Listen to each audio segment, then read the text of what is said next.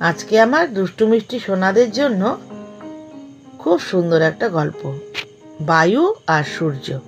এটাও ঈশপের গল্প, লিখেছেন রমেন ভট্টাচার্য। নীতিমালা থেকে তোমাদের বলছি।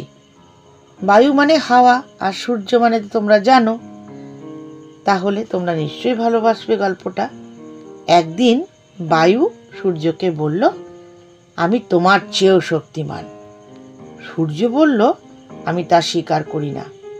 বায়ু বলল, মেঘ যখন তোমাকে ঢেকে ফেলে তখন আমি এসে সেগুলোকে উড়িয়ে দিই, তাই না?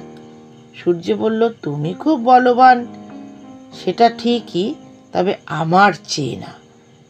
তখন বায়ু রেগে গিয়ে বলল, কি জানো, একটু পরখ করে দেখে নেবে নাকি কার শক্তি বেশি? ওই দেখো, একটা লোক চাদর গায়ে হেঁটে হেঁটে চলছে, ওর গা থেকে চাদরখানা তুমি খুলে নাও দেখি। সূর্য বললে, তুমি আগে চেষ্টা করো। তখন বায়ু গর্ব করে বলল, আমি পারবো পারবো, কিন্তু তুমি কি পারবে?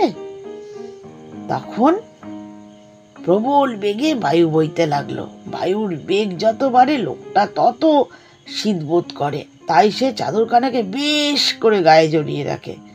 তাই বায়ু আর কিছুতেই চাদরখানাকে খুলে নিতে পারল না। এখন সূর্যের পালা। সূর্য তার তাপ 10 গুণ বাড়িয়ে দিল, আরো বাড়িয়ে দিল।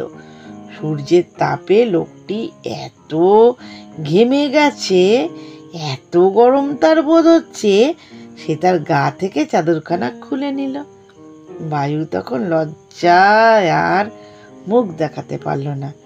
তাহলে এই গল্পটাও তোমাদের আশা করি ভালো লেগেছে। তোমরা কিন্তু কমেন্ট সেকশনে জানাবে। আজকে আসছি আবার একটা নতুন গল্প নিয়ে তোমাদের কাছে। আমি খুব শিগগির আসছি।